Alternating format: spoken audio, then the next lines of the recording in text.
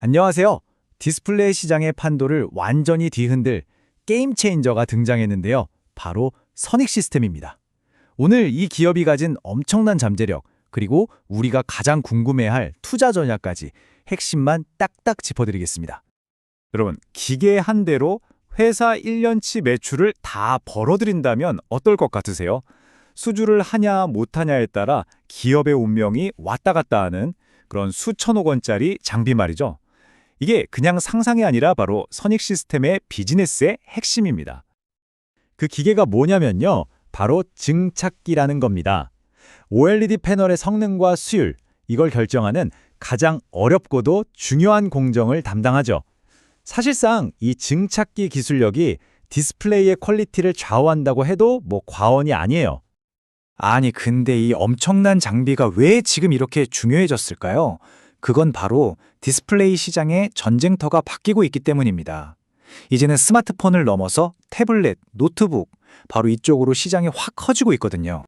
네, 맞습니다. 바로 우리 책상 위에 있는 태블릿이랑 노트북 화면이 전부 다 OLED로 바뀌는 거대한 변화가 시작된 거죠. 이건 단순히 화면이 좀 커지는 문제가 아니에요. 완전히 새로운 시장이 열리면서 이 차세대 증착기에 대한 수요가 폭발적으로 늘고 있다는 아주 강력한 신호입니다. 그리고 이 새로운 시장을 장악하기 위해 나타난 강력한 도전자, 바로 우리나라 기업이죠. 선익 시스템입니다. 오랫동안 한 일본이 꽉 잡고 있던 이 시장의 독점 구조를 깨뜨릴 거의 유일한 대항마로 떠오르고 있습니다. 이 표를 보시면 바로 감이 오실 거예요. 기존에 시장을 독점했던 일본 캐논 토키의 8.6세대 증착기, 이거 한 대 가격이 무려 8천억 원에 달합니다. 그런데 선익 시스템은 거의 비슷한 성능의 장비를 약 3천억 원이라는 정말 파격적인 가격에 내놓은 거죠.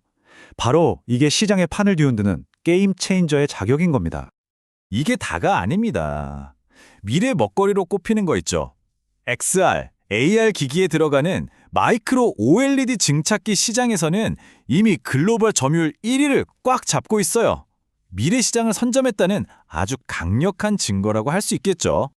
자, 그럼 이런 압도적인 경쟁력이 과연 실적으로는 어떻게 나타나고 있을까요? 이제부터는 회사가 어떻게 말 그대로 퀀텀 점프를 하고 있는지 진짜 숫자로 한번 확인해 보겠습니다. 얼마나 대단한지요? 이 그래프 한번 보세요. 그래프 모양만 봐도 아시겠죠? 정말 드라마틱한 V자 반등입니다. 2023년에 624억 원에 불과했던 매출이요. 대규모 수주가 터지면서 2025년에는 무려 4,800억 원이 넘을 것으로 예상됩니다. 엄청나죠? 구체적인 숫자를 뜯어보면 더 놀랍습니다. 2023년에 41억 원 영업 손실, 그러니까 적자였던 회사가 2025년에는 무려 947억 원의 영업이익을 낼 것으로 전망되고 있어요. 사상 최대 실적이죠. 이게 바로 수주 한 건이 회사의 운명을 바꾸는 수주 산업의 무서운 위력입니다. 실적이 이렇게 좋아지는데 여기서 끝이 아닙니다. 앞으로 선익 시스템의 성장에 불을 붙일 강력한 재료들이 아직 줄줄이 남아있다는 겁니다.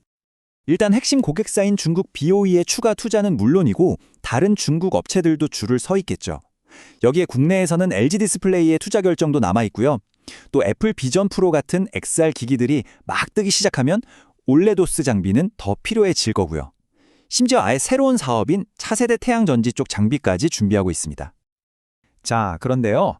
이렇게 좋은 얘기만 있을 순 없겠죠. 모든 투자에는 당연히 리스크가 따릅니다. 우리가 꼭 짚고 넘어가야 할 잠재적인 위험 요인은 뭘까요? 당연하죠. 우리가 공격적으로 투자 기회를 보는 것만큼이나 리스크를 관리하는 것도 정말 중요합니다. 가장 먼저 살펴볼 내부 리스크부터 한번 확인해 보시죠. 투자자 입장에서 제일 신경 쓰이는 것 중 하나가 바로 이 오버행이라는 건데요.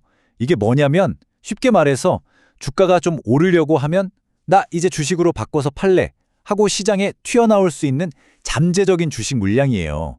이게 많으면 주가가 시원하게 올라가는데 아무래도 좀 부담이 될 수 있겠죠?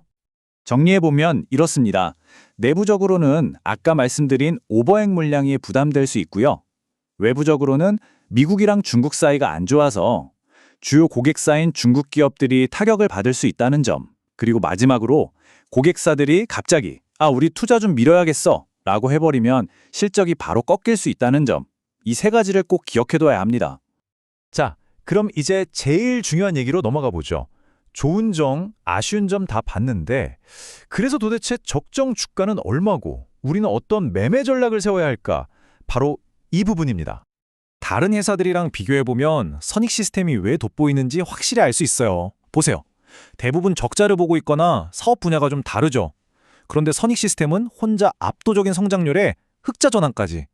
이러니 시장에서 주목할 수밖에 없는 겁니다. 증권사에서는 보통 목표 주가를 낼 때 PER이라는 걸 쓰는데요. 쉽게 말해 회사가 버는 돈에 비해 주가가 몇 배인지를 보는 거예요. 선익 시스템은 2020년 예상 실적 기준으로 한 22배에서 23대 정도를 보고 있는데 이건 회사의 독보적인 기술력이나 성장성을 아주 높게 쳐주고 있다는 뜻입니다. 그래서 나온 증권사들의 평균 목표 주가가 얼마냐? 바로 7만 1,000원입니다. 현재 주가랑 비교하면 와, 상승 여력이 꽤 크다고 볼 수 있겠죠? 자, 그럼 우리는 언제 사야 할까요? 이게 제일 중요하죠. 분석을 보면 지금 막 주가가 오른다고 무작정 추격 매수하기보다는 두 가지 전략이 제시되고 있어요. 첫째, 중요한 가격대인 47,000원을 힘있게 뚫고 올라가는 걸 확인하고 들어간다. 혹은 둘째, 주가가 조정을 받아서 45,000원 아래로 떨어졌을 때 그때를 기회로 삼아서 분할로 접근하는 거죠. 이게 아까 말씀드린 오버행 리스크로 관리하면서 안정적으로 접근하는 방법이 될 수 있다는 겁니다.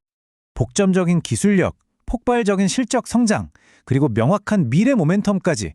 과연 선익 시스템이 단순한 장비 회사를 넘어서서 이 디스플레이 산업의 패러다임 자체를 바꾸는 주역이 될 수 있을지 앞으로의 행보를 정말 주목해 볼 필요가 있겠습니다.